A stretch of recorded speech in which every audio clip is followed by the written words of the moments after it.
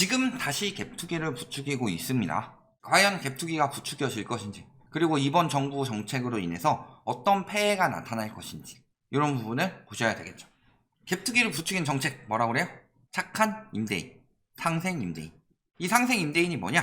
이전 계약보다 5% 이상 올리지 않은 임대인. 그리고 이거는 1가구 1주택자의 경우 해당이 되는 거죠. 그래서 시작 때 다주택자여도 1주택자로 전환 계획이 있으면 적용 가능하다. 웃기죠? 그 다음에 비과세 거주 요건 1년 인정이었는데 2년으로 해서 안 살아도 된다. 이거 만드는 거죠. 안 살아도 상생 임대인이라고 임대료를 안 올린 것도 아니고 5% 이내로 조금만 올린 임대인. 근데요, 전세 대란 하면서 엄청나게 올린 것처럼 보이지만 5% 이내로 밖에 못 올리는 지역들, 이런 데도 다 혜택이 가는 거죠. 즉 갭투기의 실거주 요건을 대부분 없애버리겠다. 자, 그러면서 환호성을 지른 곳은 건물주가 모인 부동산 커뮤니티였다. 임차인들을 위한 정책이 아니라 이들을 위한 정책이었다. 그리고 상식적으로 이런 정책을 이유로 건물주들이 국가가 세제 혜택을 줘가면서 부탁하니까 잘해줘야겠다, 전세 사기도 포기하고 갭투기도 안 하고 보장해야 되겠다 라고 생각할 리 없다. 모를 일도 없다. 정책 딱 뜯어보면요, 다 다주택자를 위한 정책들이었어요.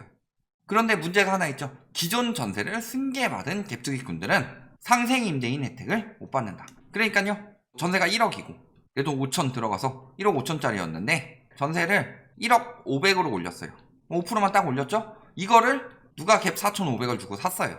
그러면 이 사람은 2년 후에 양도세 비과세가 되느냐? 아니죠. 이 사람이 5%를 올린 상생 임대인이 아니라 전주인이 5%만 올린 상생 임대인이기 때문에 혜택을 못 받는다라는 거죠.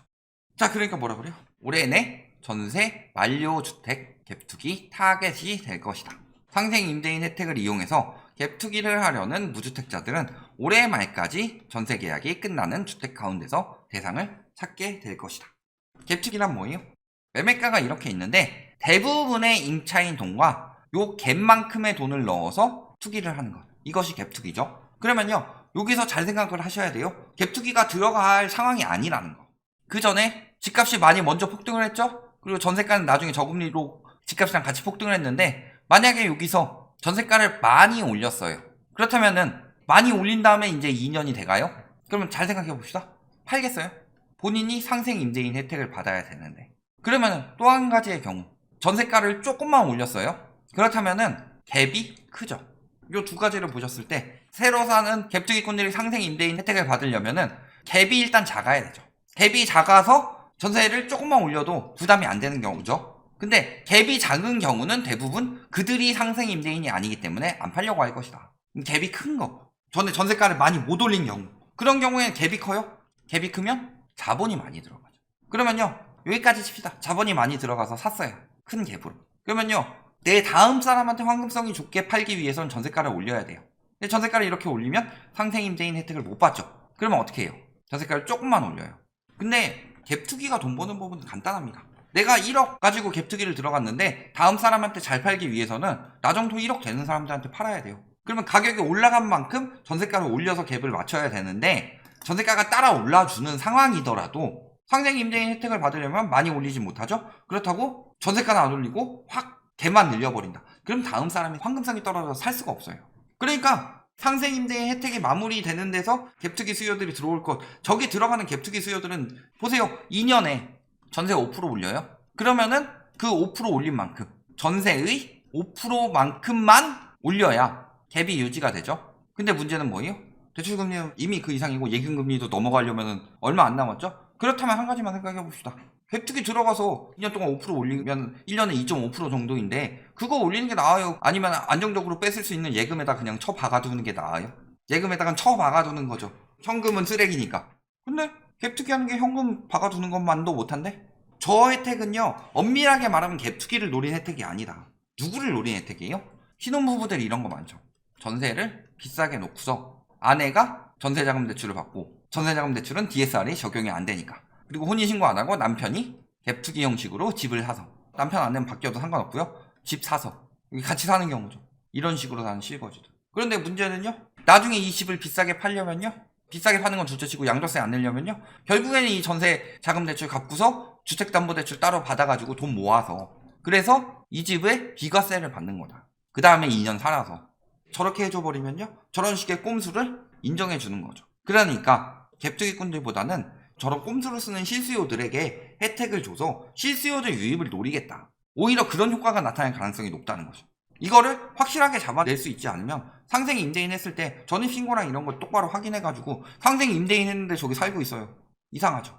그런 것들도 잘 확인하셔야 되겠죠.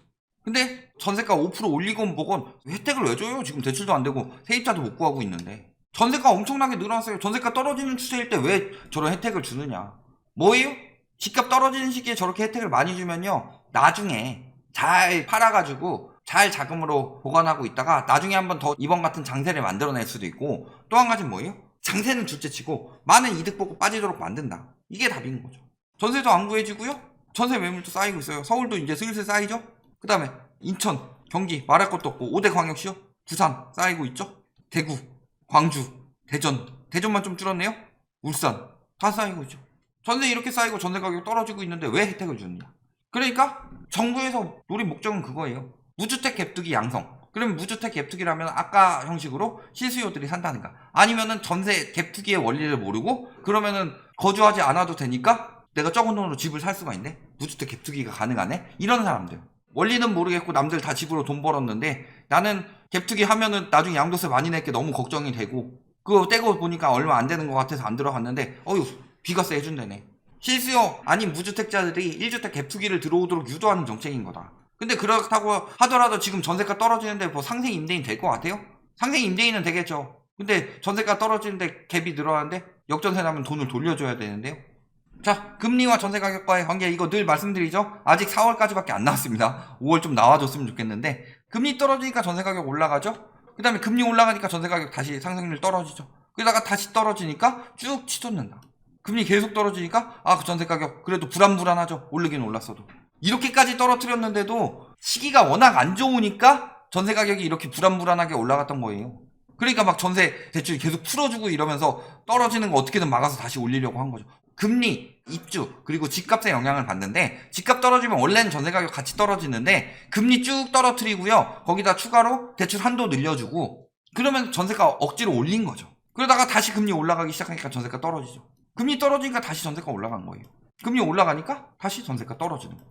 앞으로 금리는 더 올라갈 텐데 전세가는 떨어지겠어요? 아니면 여기서 치고 다시 올라갈까요? 8월 전세되나? 말 같지도 않은 소리죠. 그러면 전세가 하락이 어떻게 퍼지느냐. 지금은 중심부부터 하락이 커지고 있죠. 오히려 지방 1억 미만, 갭투기 이런 데는 전세 가격이 올라가고 있다. 왜 올라가요? 그런 데는 집값이 일단 장애가 되었기 때문에 전세 가격을 팍 치고 못 올렸는데, 전세 가격을 여기 떨어지기 전에 아직 올릴 수 있는 기회라고 생각을 하죠. 그런데 그게 가능했던 이유는 이쪽은 전세 대출이 매우 적기 때문에. 근데 이런 데는 전세 대출을 많이 받았죠. 그럼 여기서 전세 가격이 심하게 떨어지면 어떻게 될까요? 어디로 많이 밀려났어요? 자, 성남은 거의 서울이니까 둘째치고 하남이라든가 이 인근들, 안양, 군포, 의왕, 수원, 광명, 인천, 김포, 의정부 이런 데서 다시 역으로 유입이 되죠. 그러면 여기서 경쟁력을 가지려면 어떻게 해야 될까요? 여기보다 낮은 전세가로 승부를 해야 되죠. 낮아져요. 그럼 이게 또 어디로 퍼져요? 더 외곽으로. 용인까지는 아까 거기 넣고. 그러면은 더 외곽으로 퍼지면서 이런 데서 또 수요가 타고 올라간다. 더 외곽으로. 더 타고 올라가. 그러면서 전세 가격 하락세가 높은 곳부터 낮은 곳으로 점점 번져간다. 왜냐면 높은 곳부터 버티기가 힘들어지니까. 그렇게 퍼질 거예요. 금리가 계속 올라가니까. 근데 퍼지다가 요거를 막을 수 있는 방법이 몇 가지가 있죠. 첫 번째는 갑자기 금리를 낮추는 거. 그러니까 전세가 하락을 막기 위해서 8월 전세대랑 만들어줘야지 임대차 3법도 폐지할 여론을 만들 수가 있는데, 그러니까 전세대출 금리를 억지로 끌어내리죠. 문정부에서는 시장 개입한다고 그날리를 치더니 금리를 아예 건드는 정부는 굉장히 드물죠. 그런데 그걸 가지고 뭐 부담이 덜어지네, 시장 개입이라고 말하는 언론은 없죠. 그리고 또 두 번째 뭐예요? 한도를 늘려준다. 근데 이거 한도 늘리는 거는 엄청난 반대를 부딪힐 수밖에 없죠. 왜? 명분이 없다 아닙니까? 명분이 없죠. 가뜩이나 DSR 더 전세까지 강화해야 된다고 하는 와중에. 그러니까 요거 안 되죠. 그 다음에 세 번째로는 또 뭐가 있어요? 열심히 늘리는 거. 그럼 전세가 하락 막을 수 있죠. 그래서 보통은 여기서 이제 여기까지 퍼지기 전에 빨리 막아서 이런 식으로 막았는데, 이번엔 이게 안 되죠. 그러니까 방법은 요거밖에 안 남았다. 그러니까 과거에 전세 어떻게 올렸어요? MB정부 때 1억 원으로 출발해 2억 원으로 확대 전세 대출. 그 다음에 박근혜 정부 때 2억에서 3억으로. 그 다음에 2015년에 다시 5억으로 늘리면서 전세 대출 한도를 엄청나게 풀었다. 그리고 또 뭐 했어요? 뉴타운 사업. 전세대란의 주 요인은 강북권을 중심으로 뉴타운 사업 등 재개발 사업이 본격화되는 것이기 때문에 여기서 재개발 재건축 사업으로 이주 증가가 전세 수요 증가로 이루어지기 때문이다. 열시를 내서 전세 수요를 증가시키는 거죠. 금리는 이제 안 되죠? 한도 못 늘리죠? 그러니까 재건축에 올인하는 거다. 재건축 막 풀어준다고 했다가 반대가 워낙 심하니까 가뜩이나 떨어지고 있는 지지율 더 문제니까 뭘 건드는 거예요? 분양가 상한제, 고분양가 심사제 건들고 재건축 부담감도 감면시켜서 재건축을 추진할 수 있도록 만드는 거다. 열시를 늘리려고. 재건축 재개발이 공급 정책이라고요? 개소리 집어치우고 단기간은 공급에 굉장히 방해되는 정책이다. 그리고 전세대출 완화. 답 나오죠. 결론. 전세가 지금 현재 떨어지고 있는데 어떤 정책들을 쓰느냐? 대출 완화, 열실 증가. 그러면은 전세가가 상승세로 바뀔 수 있겠죠. 그런데 또 너무 많이 올라가면 안 되니까 또 상생임대인이라는 혜택을 준다. 그래서 너무 많이 올라갈 경우를 대비해서 적당히 올리는 사람들에게 혜택을 주고, 그래서 어떻게 하는 거예요? 상승. 집값 거품을 잡을 생각은 없다. 하지만 완만한 상승을 원하는 거다. 여러 가지 정책들을 보면 나오죠. 그런데 문제는 뭐예요? 열실이 증가해야 되는데 재건축 사업이 추진이 안 됩니다. 왜 안 돼요? 건설사들은요, 분양가가 얼마나 올라가느냐보다 더 중요한 거는 미분양이 나냐 안 나냐인데, 그러니까 미분양 나더라도 부담 덜어주려고 지금 종부세 완화해주죠. 건설사 미분양 종부세. 왜 완화해주겠어요? 추진해라 재건축. 근데 추진이 안 되고 있죠. 미분양이 걱정이 되니까. 미분양이 나면 날수록 손해니까. 그러니까 추진이 안 되고 있죠. 건설사들이 꺼려지고 조합도요 추진이 쉬워지지 않죠. 아, 그리고 조금 더 완화를 더 해줘야 될 텐데 이런 거 나오고 뜻대로 되고 있지 않죠. 전세가 하락은 이어질 수밖에 없다. 왜? 대출 완화는 한계를 맞이했고 열실 증가도 과거처럼 광범위하게 증가할 수는 없으니까. 이런 부분 보시면요, 지금 갭투기 들어가는 거요? 하세요. 투기꾼들은 망하는 말들 신경 안 씁니다. 하지만 갭투기 형식으로 내 집 마련을 하겠다, 지금 또 집값 오를 거니까, 이런 식으로 들어가는 실수요들은 엄청나게 잘못된 선택이라는 거, 여기까지 말씀드리겠습니다.